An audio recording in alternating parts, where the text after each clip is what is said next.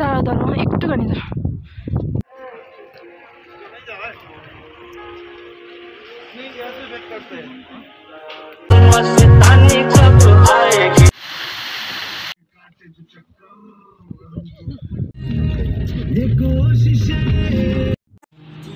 Hi guys, আমরা এখন বেরিয়ে পড়েছি গ্যাংটকের জন্য। তো আমরা এখন সবার প্রথমে যাব ট্রেন ধরবো। ট্রেন ধরে প্রথমে যাব শিলিগুড়ি, তারপর ওখান থেকে আমাদের জার্নি স্টার্ট হবে। ততক্ষণ দেখতে থাকো। তো আমরা ভোরবেলা ট্রেন ধরেছিলাম, তো শিলিগুড়িতে পৌঁছাতে আমাদের রাত্রি হয়ে গেছিলো। শিলিগুড়িতেই আমাদের নাইট স্টে করতে হয়েছিল। পরের দিন ভোরবেলা, বুঝতেই পারছো দেখে যে ভোর ভোর দেখে বোঝাই যাচ্ছে, পরের দিন ভোরবেলা শিলিগুড়ি থেকে আমরা বেরিয়ে গেলাম। তো শিলিগুড়ি থেকে এখন আমরা গ্যাংটকে পৌঁছাচ্ছি। এবার ওটা তো আর ট্রেনে করে যাওয়া যাবে না, ওখানে এবার গাড়ি ভাড়া পাওয়া যায়, ভাড়া করেই যেতে হবে। আর গাইস, রাস্তাগুলো দেখো, শুধু পাশে খাদ, মানে একটু যদি 19-20 হয় তাহলে গেলাম ব্যাস। রোডগুলো দেখো গাইস, শুধু রোডগুলো দেখো। আমরা এতদিন ফ্রিজে বরফ দেখেছি, এমনি বরফ দেখেছি, এমনি রোডে আমি তো অবশ্য কোনোদিনও রোডে এরকম বরফ ছড়িয়ে থাকতে দেখিনি। তো আমার জন্য নতুন, এত ভালো লাগছিল ভিউগুলো, মানে চোখেও দেখে আরাম লাগছিল, এত সুন্দর ভিউ ওখানে। তো সবাইকে রিকোয়েস্ট করবো এই শীতে সবাই গিয়ে ঘুরে আসো, খুবই ভালো লাগবে। তো হাতে সময় নিয়ে ঘুরে আসো। আমরা 4-5 দিনের জন্য গেছিলাম, তাও আমাদের মন পোষায়নি, আরও ঘুরতে ইচ্ছে করছিল। ফাইনালি আমরা পৌঁছে গেলাম একটা ভিউ পয়েন্টে। এই ভিউ পয়েন্টটার নাম স্বাস্তিক। দেখো বরফগুলো দেখো, মানে যেখানে সেখানে বরফ পড়ে, তুমি চাইলে তুলতেও পারবে। আর পাশে খাই কি সব বলে, খাত ফাত বলে, একটু যদি একটু 19-20 হলেই একদম পেছন থেকে উল্টে পড়বে, কেউ বাঁচাতে পারবে না, এরম টাইপের জায়গাটা, খুব রিস্কের জায়গা। আর ড্রাইভারগুলোকে খুব ভালো হওয়া চাই, মানে আমাদের যে গাড়ির ড্রাইভারটা ছিল, খুব সুন্দর স্মুথ গাড়ি চালিয়েছে। খুবই ভয় লাগছিল রাত্রির দিকে। তো আমরা এখন বেরিয়ে পড়েছি জিরো পয়েন্টের দিকে, জিরো পয়েন্টে যাওয়ার জন্য। ওখানে গিয়ে মেন কি হয়েছে জানো তো, আমরা 4 জন মিলে গেছিলাম। তো আমাদের মধ্যে থেকে একজনের ফোন চুরি হয়ে গেছে, কেউ চুরি করে নিয়েছে, বা আমরাই হয়তো ঘোরাফেরা করছিলাম, কোথাও রেখে দিয়েছিলাম।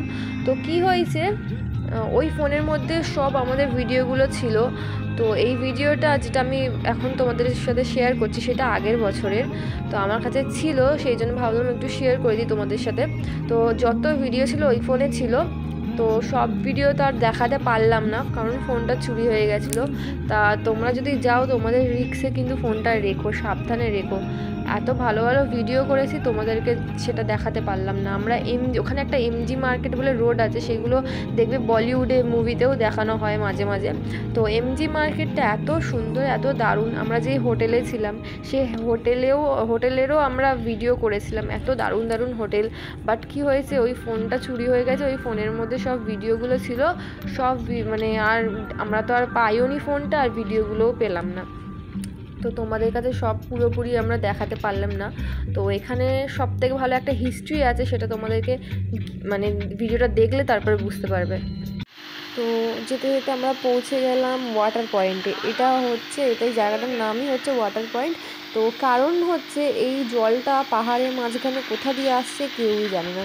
তো এখানে আমাদের গাড়ি দাঁড় করিয়ে আমরা একটু টিফিন করলাম, তারপরে আবার বেরিয়ে গেলাম। পুরোই তো পাহাড়, তো একটু দাঁড়িয়ে খাওয়া দাওয়া হলো। গাইস, ফাইনালি পৌঁছে গেলাম জিরো পয়েন্টে।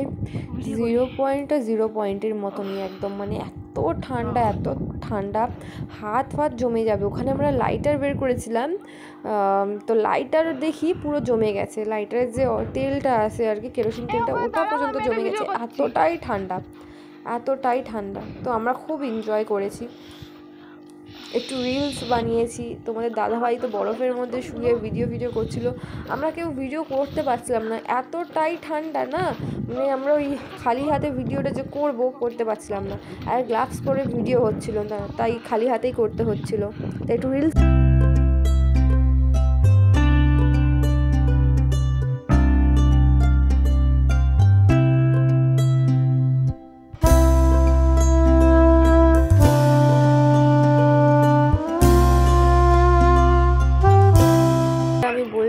আপনাদেরকে বলবো যে হিস্ট্রির কথা, সেটা হলো বাবা হরভজন সিংয়ের কথা।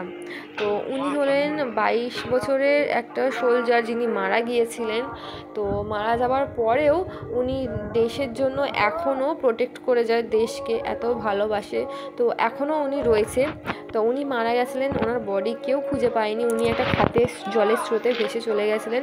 তো ওনার সাথীকে উনি স্বপ্ন দেখেছিলেন, অনেকজনকেই এরমভাবে স্বপ্ন দেখাতেন যে ওনার বডি এরম একটা জায়গায় মানে চাপা পড়ে গেছে, বরফে ঢাকা পড়ে আছে।